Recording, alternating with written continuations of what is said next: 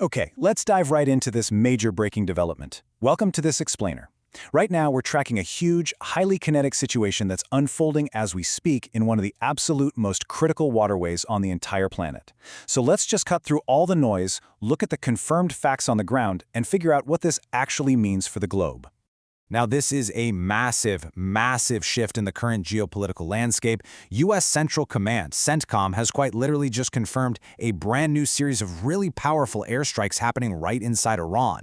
We've basically blown past the phase of diplomatic warnings here, and we've entered full-on, forceful, kinetic engagement right on Iranian soil. And we're already seeing the immediate aftermath of this. Iranian state media is reporting these massive, ground-shaking explosions rocking southern Iran. Now, we are still waiting on the comprehensive damage assessments to figure out exactly what the specific targets were, but Washington's overarching intent here, it's crystal clear. They're sending a firm message that attacks on global commerce absolutely will not go unanswered. Section 1. The Strait of Hormuz. Let's look at exactly what triggered this explosive military action. Because look, this didn't just happen out of nowhere, right? This retaliation was launched directly, and I mean directly, after Iran carried out 3 separate, distinct attacks on commercial ships transiting this region. The U.S. is very clearly positioning these airstrikes strictly as a direct cause-and-effect response to those 3 specific incidents out on the water.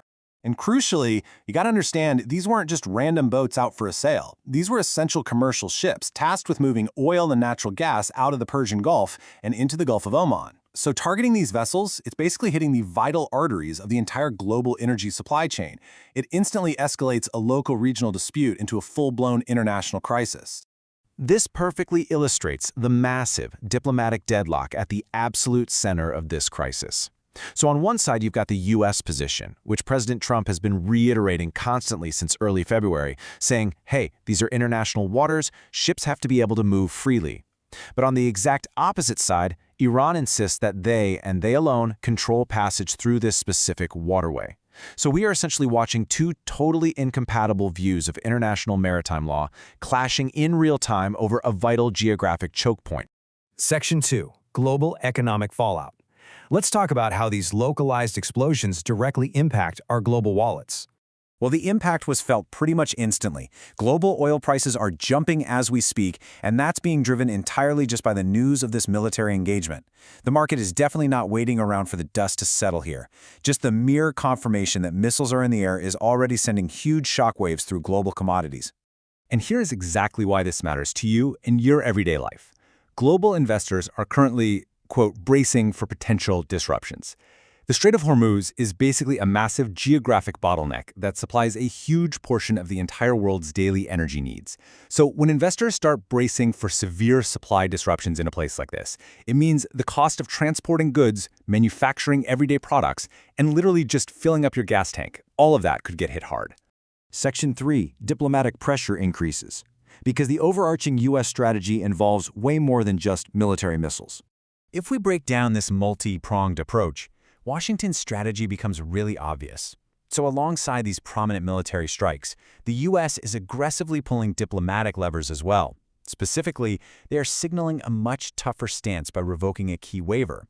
They're coupling this highly kinetic action with severe economic pressure, basically hitting every single point on the spectrum to force a change in behavior around those shipping lanes. Section 4. An unfolding situation. Let's step into the real-time suspense of this breaking international crisis. Now, what's really complicating the timeline right now is the location of the U.S. president. The president is actually currently stationed in Turkey, where it is well after midnight. The entire global press corps is staged just outside the presidential delegation's hotel, literally waiting in the dark for any sort of official comment on tonight's massive developments. And that brings us to the most immediate uncertainty. Is the mission complete? At this exact moment, CENTCOM actually has not confirmed if these initial airstrikes are finished, or if we're going to see rolling strikes continuing throughout the night. So we are essentially watching a live, real-time military operation, holding our breath, waiting for an all-clear, or maybe a confirmation of a second wave. So what do we know for an absolute fact? The Strait of Hormuz is now the undeniable center point of an incredibly high-stakes military confrontation. The U.S. has made its move.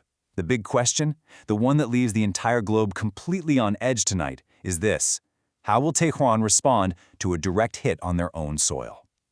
Thanks so much for joining me for this explainer.